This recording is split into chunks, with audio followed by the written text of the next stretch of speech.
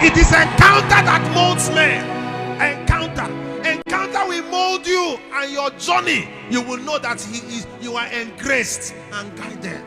I remember an encounter I had 2002 September in this Christ Church Chapel, UNN. 2002 September, Reverend Professor Mosy Madugba came for a program here dealing with ugly foundation. I was in first year UNN here. 2002 September, I was in first year. I was living at Kennedy Hostel. Is it Alpha Nikoku? That was my hostel. 2002. I went to chapel for that program. And he was dealing on faulty foundation. I knew that my problem was that ugly foundation.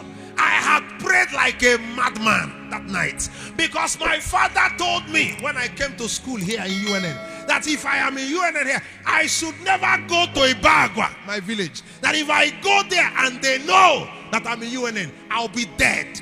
So that was a very big challenge. It was a sorrow to my heart. And I said, Father, anything that makes my parents believe, or because it's not an ordinary, that if I go home and they see me, I'll be dead. That whatever kills men there is dead, because I am your child. And with me, that pattern in our family must end. There are some of you here. It is the will of God that with you, patterns will end in your family. With you, ugly patterns will end in your community. And so in that meeting, I saw Professor Mosy Madugba speaking, and he was speaking with such weight of the anointing. The message he was preaching was firing into my spirit like arrows. I couldn't help on my seat. It was when he began to pray. I laid down in the pew at Christ Church Chapel. I cannot forget. 2002 September. I laid down there and I was talking to God. He had finished the ministration. I'm talking about mercy. When mercy locates you, are you hearing me now? When mercy rises for you, God will come to your dwelling place and locate you there. He had finished. In those days, protocols can't meet him. They were leaving Christ Church Chapel. He was walking away, and he turned back and started coming back. People were wondering, who was he going to? He walked up to me where I was on the floor. I mean, he was already going. And the Lord said to him, go back. There is a young man I want you to lay hands on. And he came back and came to me where I was in the pulpit and laid hands. While he was praying, what he was saying.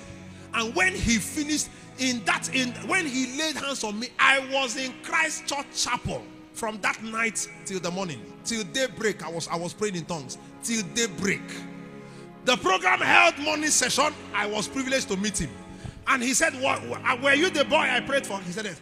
He said to me clearly, I was already on my way going. I was on my way out. And the Lord asked me to return back to you and lay hand. And he began to tell me, you know it that you have an apostolic assignment for your generation. 2002, he was telling me that. I told him I'm aware. I'm aware I have an apostolic generation assignment for me. And he laid hands again that morning. I prayed. What am I saying? That was the mercy of God. Going out of the way to prepare my journey. There is somebody here, I am praying for you. The mercy of God will visit you this night. I can't tell you the things that God has been doing. Or most of you, or if not all of you, you know the great things that God has been accomplishing over the years with this man standing before you. Most of you know. It's not a story to be told. And you know that it is, and I'm telling you, it is not by the making of any power or strength in me. It is because the mercy of God located my life. That is why I'm telling somebody here now that may the mercy of God locate your life. Get ready to pray.